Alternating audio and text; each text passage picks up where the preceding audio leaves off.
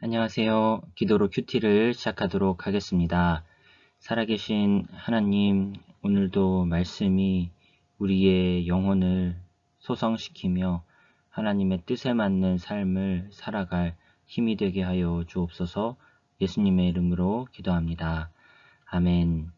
오늘은 레위기 19장 19절에서 마지막 37절까지의 말씀을 관찰, 해석, 적용의 단계로 묵상을 진행해 보도록 하겠습니다.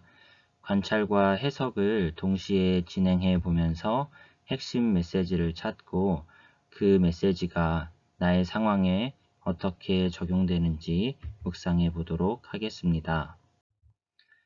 본문을 읽겠습니다. 너희는 내 규례를 지킬지어다. 내 가축을 다른 종류와 교미시키지 말며 내 밭에 두 종자를 섞어 뿌리지 말며 두 재료로 직조한 옷을 입지 말지며.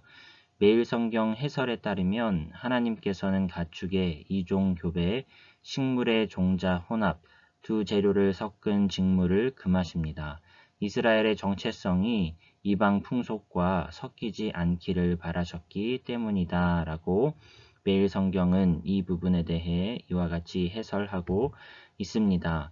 배경 주석을 참조해 보시면 어떤 혼합은 신성한 용도를 위해서만 사용이 되었기 때문에 사적인 용도로 혼합을 금지시켰다라는 해석을 달아주기도 합니다. 정혼한 여종과의 성관계를 처벌한다는 내용 한번 본문을 읽어보겠습니다.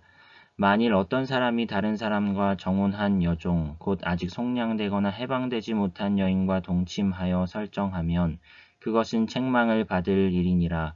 그러나 그들은 죽임을 당하지는 아니하리니 그 여인이 해방되지 못하였기 때문이니라. 그 남자는 그 속건제물 곧 속건제 순양을 회막문 여호와께로 끌고 올 것이요 제사장은 그가 범한 죄를 위하여 그 속건제의 순양으로 여호와 앞에 속죄할 것이요 그리하면 그가 범한 죄를 사함 받으리라. 매일 성경 해설에 따르면 이미 정혼한 여종과 동침하는 것은 당시에 죽을 죄는 아니어도 분명 책망받을 죄였다라고 해설하고 있습니다. 그로 인해 피해 입은 이들이 있었기에 잘못을 보상하기 위한 속건제를 드리라고 오늘 본문은 명하고 있지요. 불법만 아니면 된다는 생각은 성도의 자세가 아닙니다. 라고 해석을 달아줍니다. 당시에 죄가 되지 않았을지라도 하나님 앞에서는 속건제물을 바쳐야 할 분명한 죄였다. 사회적 죄는 아니었어도 하나님 보시기에 책망받을 죄였다라는 것이죠. 사회적으로 죄만 아니면 들키지만 않는다면 이 정도의 도덕성으로 사는 것이 아니라 하나님 앞에서 순결한 삶을 위해 애써야 한다는 교훈을 얻을 수 있겠습니다. 너희가 그 땅에 들어가 각종 과목을 심거든 그 열매는 아직 할례 받지 못한 것으로 여기되 곧 3년 동안 너희는 그것을 할례 받지 못한 것으로 여겨 먹지 말 것이요 넷째 해에는 모든 과실이 거룩하니 여호와께 드려 찬송할 것이며 다섯째 해에는 그 열매를 먹을지니 그리하면 너희에게 그 소산이 풍성하리라. 나는 너희의 하나님 여호와이니라. 배경주석 해설을 참조해 보시면 영속적인 풍작을 이루고 나무가 제대로 자라도록 하기 위해서는 처음 3년간 조심스럽게 경작을 하고 가지치기를 해 주어야 했다고 합니다. 이 기간에 나는 열매는 먹을 수 없었으며 부정한, 문자적으로는 할례 받지 못한 것으로 선포되고 있습니다. 매일 성경 해설에 따르면 가나안 땅에서 첫 3년간 과목의 열매를 먹지 못하도록 함으로 과도한 욕심으로 성급하게 나무와 땅을 망치는 일이 없게 하십니다. 3년 동안 나는 것들을 먹지 않는 것이 과도한 욕심을 제어하는 것이다 라고 해설할 정도로 이 3년과 또한 4년 동안에 자신의 수고한 것을 농산물들을 먹지 않는다는 것은 우리 입장에서는 제 개인적인 생각으로는 굉장한 절제가 필요한 일이 아닌가 생각이 듭니다. 그러나 땅과 거기서 나는 모든 열매의 주인은 하나님이시기 때문에 우리는 순종해야 한다고 말씀은 명하고 있습니다. 이방 풍습 금지에 대한 단락 26절, 27절 봉독해 보겠습니다. 너희는 무엇이든지 핏째 먹지 말며 점을 치지 말며 술법을 행하지 말며 머리가를 둥글게 깎지 말며 수염 끝을 손상하지 말며 배경주석을 참조해 보면 핏째 고기를 먹는 것에 대한 금지는 어떤 형태의 복술이나 마술에도 참여하는 것을 금하는 명령과 연결되어 있다고 해석해 줍니다.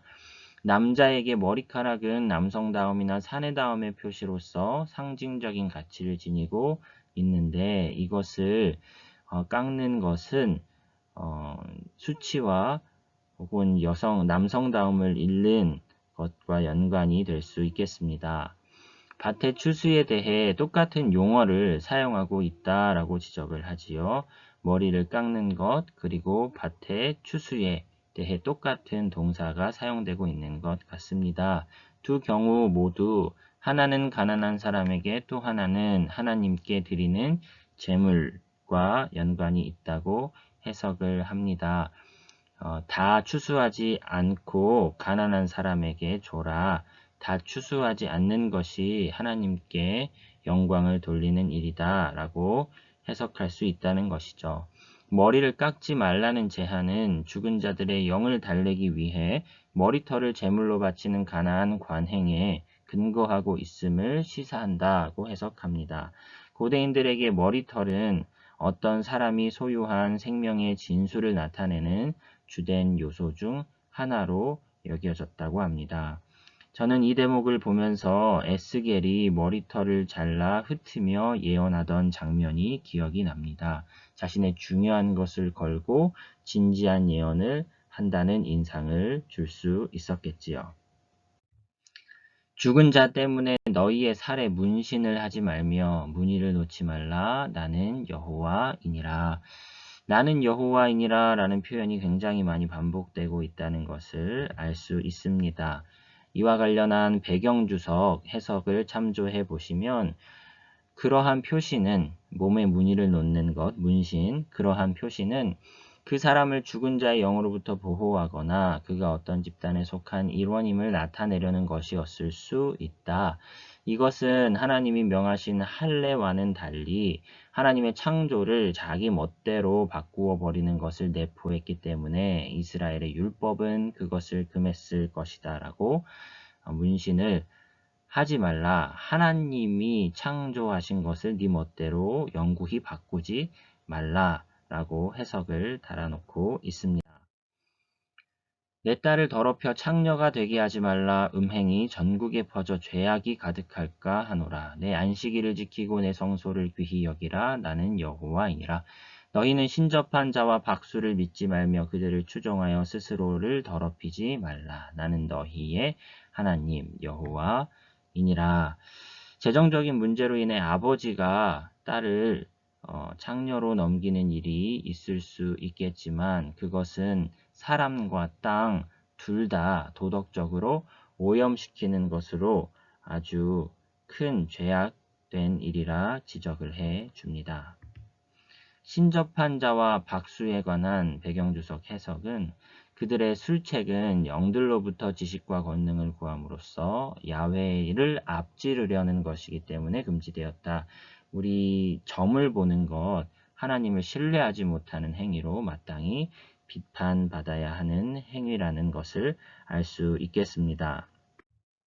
너는 센 머리 앞에서 일어서고 노인의 얼굴을 공경하며 내 하나님을 경외하라. 나는 여호와이니라. 거류민이 너희 땅에 거류하여 함께 있거든 너희는 그를 학대하지 말고 너희와 함께 있는 거류민을 너희 중에서 나은 자 같이 여기며 자기같이 사랑하라. 너희도 애굽 땅에서 거류민이 되었었느니라. 나는 너희의 하나님 여호와이니라. 너희는 재판할 때나 길이나 무게나 양을 잴 때 불의를 행하지 말고 공평한 저울과 공평한 추와 공평한 에바와 공평한 흰을 사용하라. 나는 너희를 인도하여 애굽 땅에서 나오게 한 너희의 하나님 여호와이니라. 너희는 내 모든 규례와 내 모든 법도를 지켜 행하라. 나는 여호와이니라.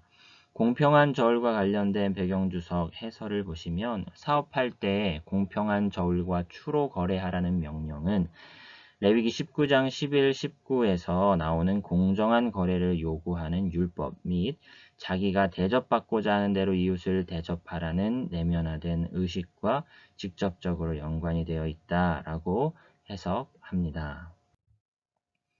레위기 어떻게 묵상할 것인가 매일 성경 104페이지 이하를 참조해 보시면 제의적 정결과 대칭을 이루는 윤리적 성결이라는 제목하에 레위기 11장에서부터 20장을 분석, 문단 나누기 해주고 있습니다.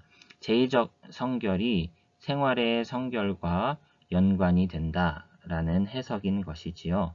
레위기 후반부가 시작되는 18장에서부터 뚜렷하게 강조되는 것은 거룩한 삶의 여러 양상이다.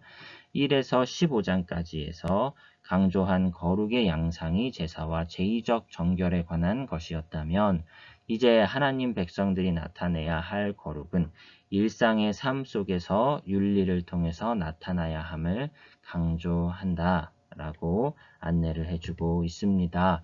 핵심 메시지를 정리해보면 구원의 감격을 가지고 삶의 주대심을 인정하는 윤리적 삶의 모습을 보이라 이렇게 정리해 보았습니다. 하나님은 어떤 분이십니까? 세상과는 구별된 거룩한 삶의 모습을 가지기를 원하시는 하나님 이렇게 정리를 해보았고요. 우리에게 주시는 교훈은 세상이 개인적, 편의적, 힘 중심적으로 돌아간다 할지라도 너희는 구별되어 살라. 탐욕을 제어하고 법 준수 이상의 고결함을 지향하며 내가 대접받고자 하는 대로 남을 대접하라. 정직하라. 이렇게 정리를 해 보았습니다. 레위기는 출애굽 후 광야 시내산 기슭에서 전해받은 하나님의 말씀이지요. 너의 삶의 주인은 누구인가를 자꾸 상기시키는 너의 하나님 여호와이니라 라는 표현이 반복적으로 등장하고 있다는 점에서 너의 삶의 주인은 누구인지 그 주인이 원하는 대로 살아야 한다는 것을 핵심 메시지로 정리를 해 보았습니다. 세상의 탐욕에 현혹되어 있을 정도로 우리의 도덕적 수준이 많이 타협해 있지는 않은지 법 준수 정도로 만족하는 삶을 살고 있지는 않은가.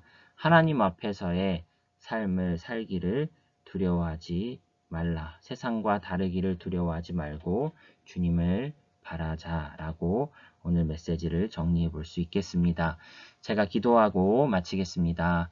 하나님의 말씀을 통하여 세상에 많이 가까워진 세상의 방식에, 세상의 기준에 많이 타협된 저의 모습을 봅니다.